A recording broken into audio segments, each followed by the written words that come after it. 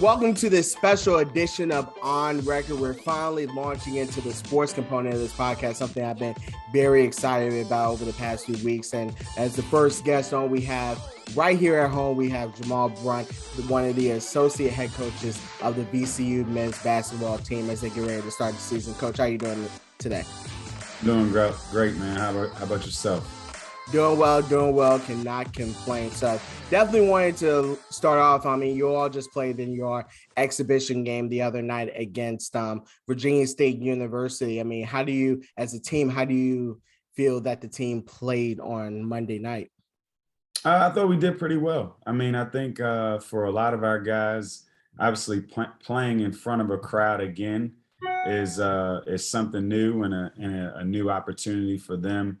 I mean, you got to think we have a number of sophomores who, while we recruited them, a big allure choosing VCU was the opportunity to play in the Siegel Center in front of a packed house every night. And then due to pandemic restrictions, only were able to play I think we had about 250 people a night last year. So just a great opportunity for them just to put on a uniform and play in front of a crowd again. I think you saw some jitters for some young guys who hadn't been in that environment before. But for us, every day is a learning process. Such a new team, missing some guys due to injury, so we're figuring ourselves out daily. But we thought the things we needed to see showed up. That defensive intensity and pressure, sharing the ball, playing together, and then obviously we want to clean up some things on offensively and defensively as we gear up for a tough out of conference schedule. And then for you, what were some of the takeaways you had from the team in that first game? I know it's not so much you can take away from an exhibition game, but just what were some of the takeaways and things that you all will be looking to maybe improve on as we get closer to the season opener? I think an obvious one is obviously free throw shooting. We set a school record last year for free throw percentage over the course of a season. And then we did not shoot well from the line in our first real live game action. So that's something that we most certainly want to address heading into this actual games that count. I would say the next thing would just be continuing to just try to emphasize who we are as a team. I think we're very long, we're very athletic, so we want to play fast and convert at a high level in transition. So when we do have those opportunities, we want to make teams pay. And then I think the other part of that is defensively, just bringing a consistent level of activity with our hands and length without fouling. I think for us, when we foul, it disrupts our opportunity to dictate the tempo for how we want to play. We fouled a way too much, especially in the second half, to put them on the line and just allow them to kind of hang around. Where when we weren't fouling and we were playing aggressively, we were getting up and down, and you could see they had a hard time with that. So we want to be disruptive. We want to fly around, but obviously we want to have a high level of a discipline in what we're doing, executing that game plan, both offensively and defensively. And for guys like Keyshawn Curry and Vince Williams, who were two of your leading scorers in the exhibition game, obviously now that they're very far into their VCU career, how much will you all be looking to lean on them on the court and then off the court leadership wise? Oh, a ton. Those guys have been with us now for 4 years. They've experienced a lot. They have the most game experience of any of the guys on the team, especially Vince. And so we feel like, a big part of how this early season goes will be, how they lead us. They both have done such a great job of preparing themselves physically and just on their game this summer, this off season, this fall. And I think for both of them, you've been able to see a little bit of that, in the exhibition game and what we've been seeing as a staff every day in practice. Then for you, just also definitely wanting to learn a little bit more about you. What were some of the roads that it took to get to VCU? Well, for me, it started. I'm originally born and raised in Baltimore, Maryland. I was recruited to Randolph-Macon, by Coach Rhodes and another guy who was an assistant for him back during that time. Coach was actually the assistant coach at Randolph-Macon College when he recruited me, and then spring of my senior year in high school, the legendary coach Hal Nunley ended up retiring, and they hired Coach Rhodes. Coach Rhodes as the head coach, and so I was fortunate enough to be a part of his first class ever as a head coach. And so he was about 25, just turning 26 at the time. I thought it would be, just had a great vibe with him. Obviously a guy that young is you don't see a lot as in the head coach's seat. So but playing for him there, he kind of got in my ear about coaching around my junior and senior year. And so I made the decision that after graduation, I was going to give it a try. And then the assistant coach that we had at the time moved on to a Division I assistant coaching position, and I was able to be hired right out of college. I thought I knew what college basketball coaching was, but it was definitely a crash course right away. You think what it is about, what the coaches are doing as a player, but there's so much more that goes into it. And so I worked for Coach for 2 years. Ended up getting the director of basketball operations at the University of Richmond. I was there in that position for 2 years and was elevated to assistant.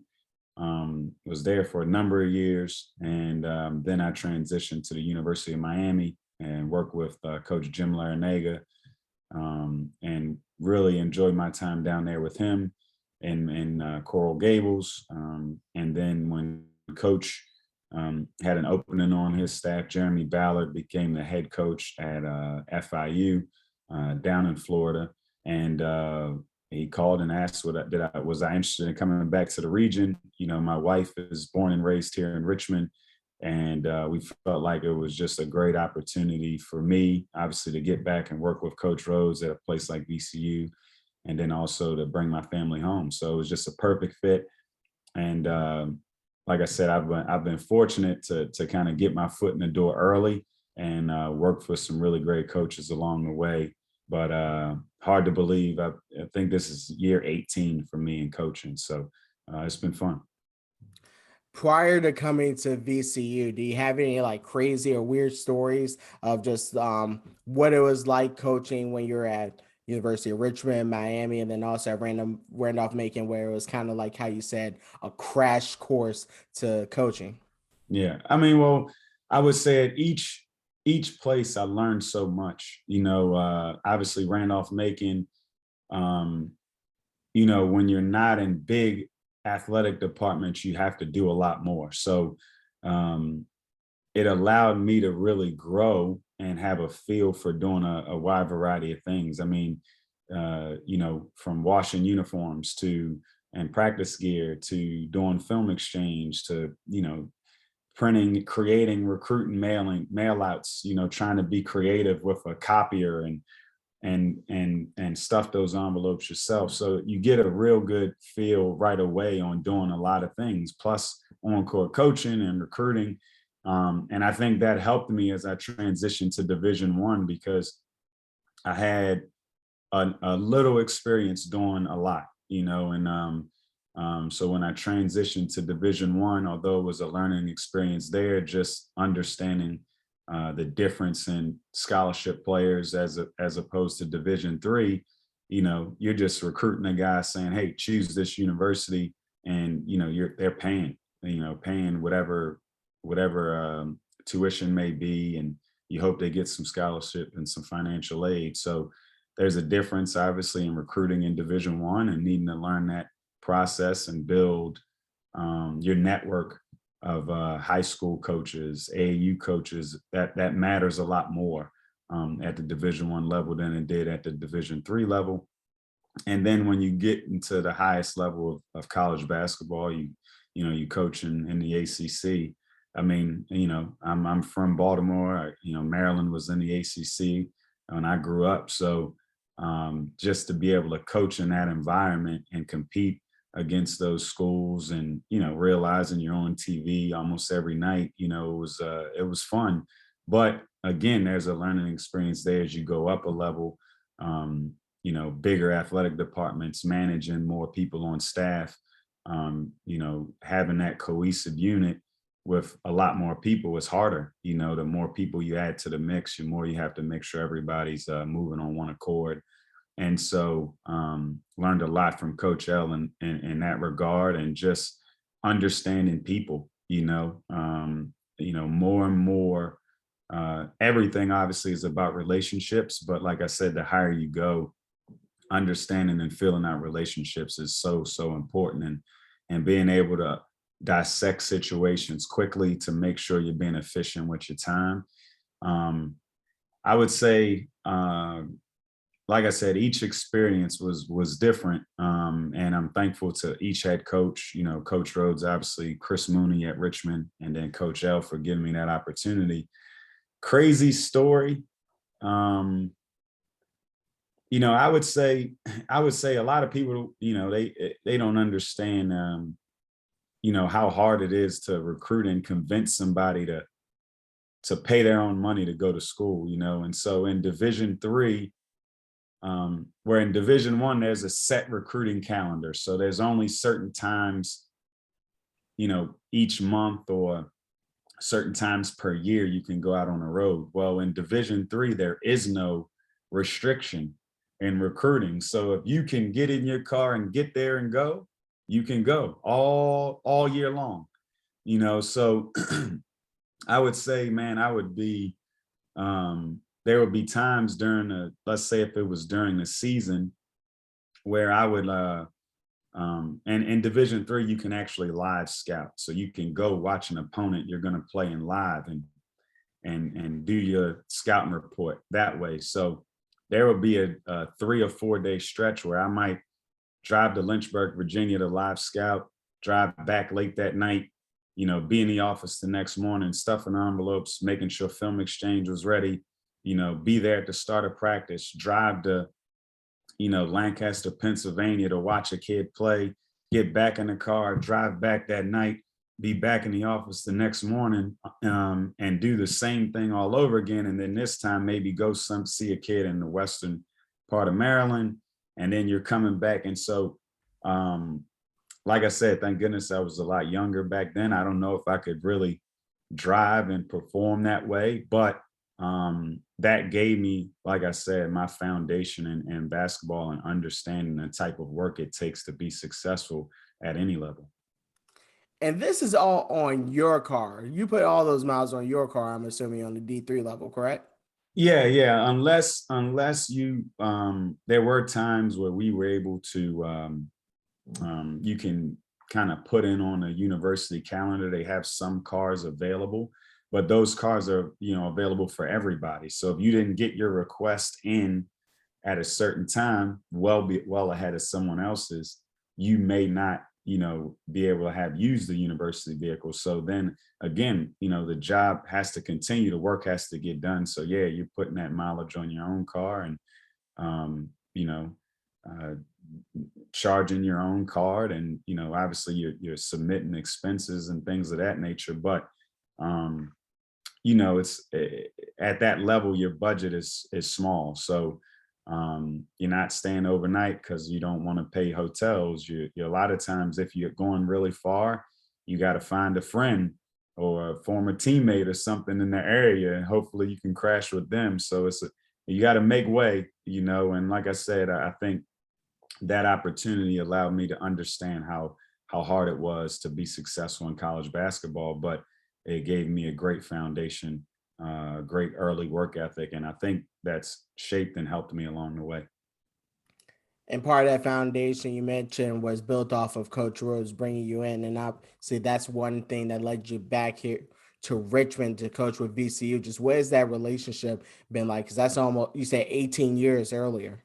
Yeah, no, I mean, I've known Coach since I was a a young man, probably didn't even really fully know who I was at the time. From when he recruited me out of high school, I think I was 18 years old.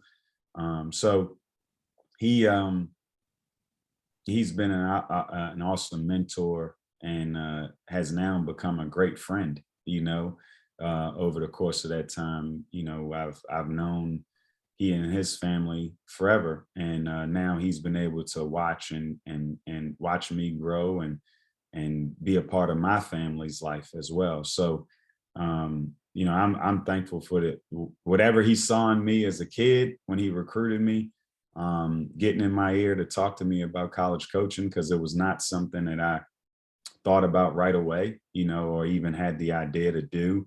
I'm a big believer in everything happens for a reason. And my relationship with him has set me on the path I'm on. And like I said, I'm thankful for the opportunity to have it come full circle and be a part of his staff here to help him and help VCU.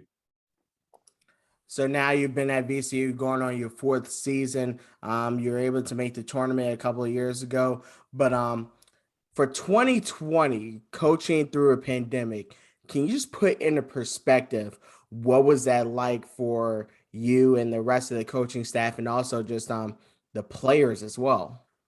Yeah, well, you know, the year before the pandemic, I believe we won the Atlantic 10 regular season conference outright. And we returned a lot of guys from that team. And then the following year, we had high expectations and kind of got riddled with injuries throughout the course of the season and hit some bumps in the road.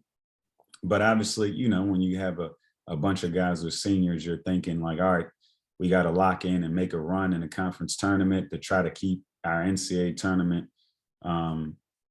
get back to the dance again. And, we were on the court warming up for our game, and all of a sudden it was called. Everybody sent back to the locker room, and, Atlantic 10 tournament is canceled, as a number of conference tournaments across the country were. And then we were back at a hotel trying to figure out what was next. And, you kind of don't have a real feel or understanding of what's happening at the time because everything is such a shock. But, getting back home and guys going home and not being able to be around one another and finish out their academics in person, and now everything's virtual, was a huge adjustment for us as a staff and also our players. And then obviously last season, unsure of how the season was going to shape out, what was going to happen. I thought the leadership of coach was tremendous throughout that process, because we never allowed ourselves to get frustrated by cancellations due to COVID or shutdowns. And, the people here at VCU really did a good job of helping us not experience a lot of shutdowns and having access to testing quickly to make sure we were doing everything right, to follow all the COVID restrictions. And so it was weird. I mean, we were prepared last season. We were prepared to start in a tournament at the University of Tennessee.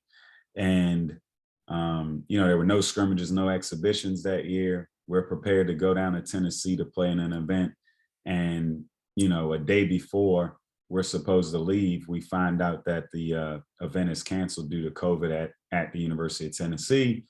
And so our guys are devastated. We're finally about to play. We're about to play. Our guys are devastated. And coaches tells them, hey, hold tight. We're going to figure something out. And I think we all went home that night. And then around like 9 p.m., we found out we were flying to South Dakota to start the season. So you talk about a whirlwind of emotion and things like that. And to get out there and play well, we were super excited as a staff, and we just continue to build on that. But obviously it didn't end as we would have hoped. For the full season and having very few shutdowns for us, and which allowed us to grow as a team, we to get have some COVID issues in the NCAA tournament, in the bubble there in Indianapolis, and then obviously not be able to play in the first round was hard message to pass off to our guys. So it was really tough. How devastating was that? Oh, devastating. I mean, you have so many young men who have dreamed of playing in the NCAA tournament since the day they picked up a basketball, and to have that taken away, was really hard. It was a lot of emotion that day. For our seniors, like I said, for some guys who just felt like, man, we worked so hard to get here. How can it happen? And again, we were very fortunate, very blessed to not have many shutdowns throughout the course of the season. So to get to the end, everything you've been working for, and to not have that opportunity to play was really devastating. But again, Coach delivered a great message to our guys, and we try to be there to comfort them, and hopefully, that leaves a burning desire and hunger for our guys this season, the guys that are returning for sure. Now, as we get ready to wrap up here, we're getting ready to start the season next week. What is that feeling going to be like? You already had kind of a small taste of it with the exhibition against Virginia State, but the feeling of having Siegel packed, new guys playing in front of a full house, some of the returning guys getting that chance once again to play in front of a packed house and trying to build off what you all did last season. What is that going to be like for you all when you all take the court? Oh, it's going to be exciting. I mean, as a coaching staff, we get butterflies in our stomach going out there, taking the court in front of the fans, and it's something that I know our guys and everybody inside of our program greatly appreciates. So we couldn't be more excited about the fans being back in the Siegel Center, and I think we're just trying to continue to figure ourselves out and grow as a team. I mean, I think we have one of the most challenging non-conference schedules in the country, and I think our guys are looking forward to the challenge that's ahead. I think it gives us a great opportunity to figure out who we are right away, and like we talked about before, to have guys like Vince and Keyshawn lead us in their senior year, because we have a talented group. Even though we're still young, we have a talented group, and we're just looking forward to continue to build night in and night out. And then you all will also be down a couple of guys to start down a few guys, I should say, to start the year, but you all will get Ace back likely. What's the timetable? What's that looking like on his part coming off a torn Achilles? I think he's been putting in a great work with our physical therapist, with our strength coach, Daniel Roos, with our trainer. And so I think the timeline for him has always been, sometime in early January. I think that's very realistic for how he looks and how he's progressing. I mean, Ace is a hard worker. He's really attacking it. He's had a great mindset throughout this opportunity, and everything has gone well. Knock on wood, he's had no setbacks as his training has increased on his way back. So we're really looking forward for him. I think when he gets back, it obviously gives us another dynamic as a player, like another guy with a lot of experience, and obviously he's just a leader. He's the head of the snake for us as the point guard, and I think this team will even take off even more once he returns. And a very last question. This podcast is all about networking. So name a player or a coach that you think would be a great guest for this podcast. Oh man. A player or a coach that would be a great, let me see. I mean, it's obviously so many great people and characters in college basketball. One of the guys who's been a major mentor for me from the moment I entered Division I, and he has a ton of experience, a guy by the name of Kenya Hunter. He's the assistant at University of Indiana. But he's been at, Kenya's worked at NC State, Xavier, Georgetown, Nebraska, UConn. He's been all over. But he has a great demeanor. He actually has his son is the starting point guard at Old Dominion University as well. So, basketball is a major part of their family. And like I said, from the minute I transitioned from Randolph-Macon College to Richmond and going from ops to assistant, he kind of guided me and helped me figure out that transition. And like I said, recruiting and what's important. And he's been a tremendous help for me even to this day. So he would be a great guy. Another guy that I think you would enjoy talking to is a guy by the name of Carlin Hartman. He's at UNLV now. He was just at University of Oklahoma with Lon Kruger. He was at Oklahoma when they had Trae Young. So I'm sure he's got some great stories there as well. Gotcha. I'm surprised you didn't name someone off the VCU team. I'm surprised you didn't name someone on the team. If you want current players. Current players, former coaches. I was just surprised you went in a different direction. Granted, definitely I was trying to give you some. I mean, I could tell you everybody on our staff would be great. Brent Scott. He played 14 years as a pro. Played in the NBA with the Indiana Pacers when they had Reggie Miller and Mark Jackson and those guys. I mean, he won championships at the highest level in Europe. So he for sure. And then obviously JD Byers brings a different perspective. He and Coach Rhodes attended the same school at Lebanon Valley and both set records there. So, both of those guys, current players, I think Keyshawn Curry, unbelievable energy, and he's pretty funny. So he will be a guy for sure. And then, two of our guys that are in support staff roles, for you as a VCU fan, and I'm sure some of the people that follow your podcast would enjoy talking to Darius Theus and Brandon Roselle, both guys from the Final Four team and on our staff, and have been instrumental in mentoring our guys behind the scenes. So yeah, I mean, you got a number of guys there. I didn't know if you wanted me to be a homer or not. I could give you all the VCU people for sure.